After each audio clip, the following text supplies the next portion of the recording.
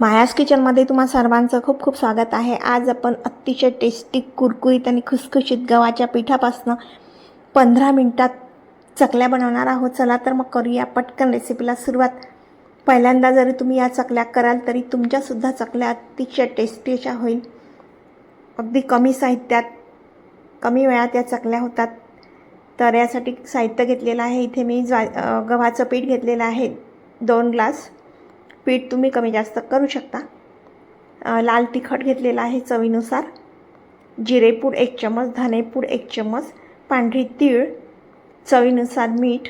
अगदी कमी साहित्यात या चकल्या खूप मस्त टेस्टी अशा होतात। खूप जास्त मेहनतसुद्धा लागत नाही। तर इथे एक मी कापड घेतलेलं आहे कॉटनचं, यावर हे गव्हाचं पीठ टाकलेलं आहे। आता हे पीठ या पिठाची आपण पोटली बांधून घेऊ।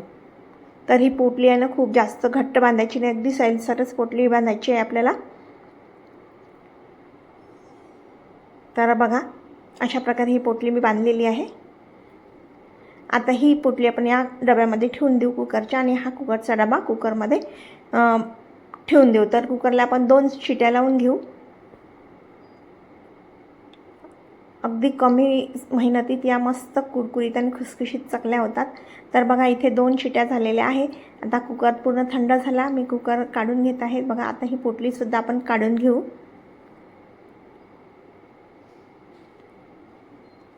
आता ही गरम गरमच पोटली आहे ना, ही आपण आता काढून घेऊ। बघा या कणकीचा म्हणजे गव्हाच्या पिठाचा असा घट्ट असा गरम असा गोळा झालेला आहे।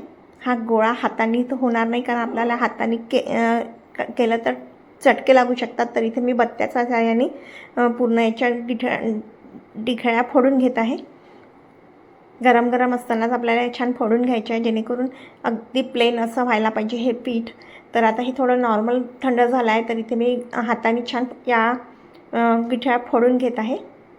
नेहमी आपण चकल्या डाळीच्या करतो किंवा वेगवेगळ्या करतो, पण त्यापेक्षाही या चकल्या अगदी कमी मेहनतीच्या आहे आणि खायला अतिशय टेस्टी आहे। खूप जास्त मेहनत लागत नाही, आणि त्या डाळीच्या पिठाच्या चकलीपेक्षा या चकल्या अजिबात बिघडत नाही। तर बघा इथे या पिठामध्ये मी गव्हाच्या पिठामध्ये सर्व मसाले टाकून देत आहे। लाल तिखट, धनेपूड, जिरेपूड, पांढरी तीळ, चवीनुसार मीठ घालू। खूप जास्त साहित्यसुद्धा लागत नाही, आणि हमखास 100% आपल्या या चकल्या खूप मस्त होतात, अजिबात बिघडणार नाही। नक्की तुम्ही या चकल्या करून बघा। कमी मेहनतीच्या आणि खूप छान अशा चकल्या होतात। तर आता या मिश्रणामध्ये ना आपण या गव्हाच्या पिठामध्ये तेल घालू। तर इथे मी तेल घेतलेलं आहे दीड मोठा चमच, 1.5 चमच तेल छान कडकडीत गरम टाकलेला आहे। यामध्ये जेवढं पीठ आहे ना तेवढ्याच चम्मच मी इथे तेल घातलेलं आहे। तर 1.5 चम्मच किंवा 2 चम्मच जेवढं तुम्ही पीठ घेतलं असेल तेवढंच आपल्याला इथे तेल घ्यायचं आहे। तर इथे मी 1.5 चम्मच तेल कडकडीत टाकलेलं आहे 1.5 चम्मच पिठाला। तर आता इथे थोडं थोडं पाणी घेऊ आणि याचा छान गोळा तयार करून घेऊ। एका वेळेस खूप जास्त पाणी टाकायचं नाही, जेवढं लागेल तेवढंच इथे आपल्याला पाणी टाकायचं आहे, आणि याचा छान घट्टसर गोळा तयार करून घ्यायचा आहे। कमी मेहनतीत खूप मस्त अशा चकल्या होतात। नक्की तुम्ही सुद्धा अशा चकल्या करून बघा। चकली खायची इच्छा झाली तर तुम्ही या कमी मेहनतीच्या आणि मस्त अशा कुरकुरीत खुसखुशीत चकल्या करू शकता। डाळीच्या चकल्या नेहमी आपण करतो, पण कधी कधी त्या बिघडू पण शकतात आणि बिघडतात सुद्धा, पण या चकल्या बिलकुल अजिबात बिघडणार नाही, गॅरंटी आहे। तर बघा इथे मी हा छान कणकीचा गोळा भिजवून घेतलेला आहे, आणि हा मस्त असा घट्टसर आपण भिजवून घेऊ। तर खूप जास्त घट्ट जर भिजवली ना कणिक तर चकल्या तर काटेरी होतातच, पण थोडी मेहनत जास्त लागते। तर मी इथे खूप जास्त घट्ट असा गोळा करणार नाही, थोडा नरम असा गोळा केलेला आहे, कारण इथे आपल्याला खूप जास्त मेहनत लागणार नाही। तर यात असा गोळा मी आता करून घेतलेला आहे।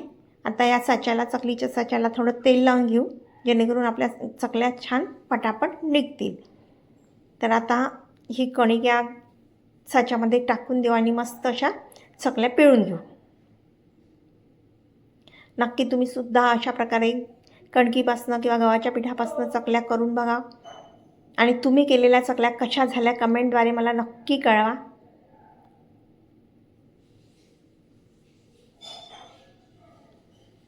आता अशा प्रकारे आपण मस्त चकल्या पिळून घेऊ बघा. अगदी या चकल्या अजिबात तुटत नाही किंवा बिघडण्याच्या तर चान्सेस राहत नाही बघा. अगदी व्यवस्थित अशा ह्या चकल्या झालेल्या आहेत. तेलात टाकू त्यासुद्धा आपल्या चकल्या तेलातसुद्धा तुटणार नाही. अगदी व्यवस्थित आणि मस्त कुरकुरीत खुसखुशीत अशा या चकल्या होतात बघा. किती मस्त आपल्या चकल्या पटापट होत आहे.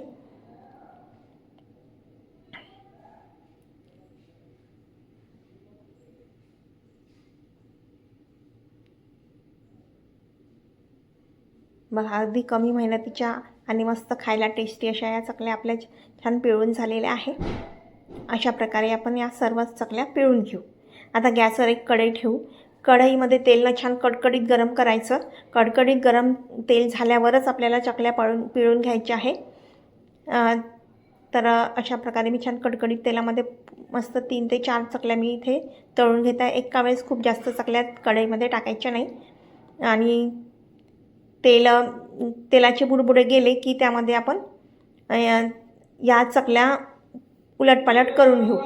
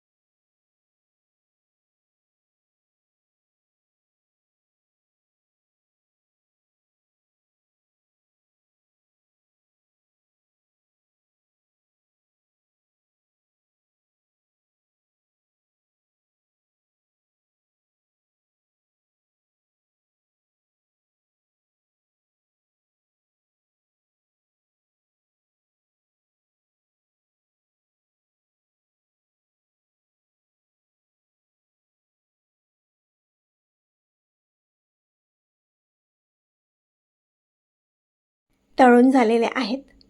दिसायला जेवढ्या मस्त दिसत आहे ना या चकल्या तेवढ्याच खायलासुद्धा अतिशय टेस्टी अशा या झालेल्या आहे. बघा किती मस्त अगदी गोल गरगरीत अशा चकल्या तयार झालेल्या आहेत. अजिबात या चकलीला तेल राहत नाही किंवा अजिबात तेलकट या चकल्या होत नाही. मस्त खुसखुशीत आणि कुरकुरीत अशा या चकल्या होतात. नक्की तुम्ही या अशा प्रकारे गव्हाच्या पिठापासून चकल्या नक्की करा. अगदी 15 दिवस ठेवाल तरी तेवढ्याच खुसखुशीत अशा या चकल्या होतात. आता या चकल्या आपण सर्व करू. तर बघा किती मस्त अशा चकल्या आपल्या दिसायला जेवढ्या मस्त दिसतात ना तेवढा खायलासुद्धा खूप टेस्टी अशा या होतात. शिवाय मेहनतसुद्धा खूप जास्त लागत नाही. तुम्हाला ही रेसिपी कशी वाटली कमेंट करून नक्की कळवा. चॅनलवर नवीन असाल तर सबस्क्राईब करायला विसरू नका. अगदी हातात घेताच पटकन तुटते इतकी मस्त अशी खुसखुशीत आणि कुरकुरीत चकली तयार झालेली आहे. पुन्हा भेटू अशाच एका नवीन रेसिपीसोबत. तोपर्यंत बाय.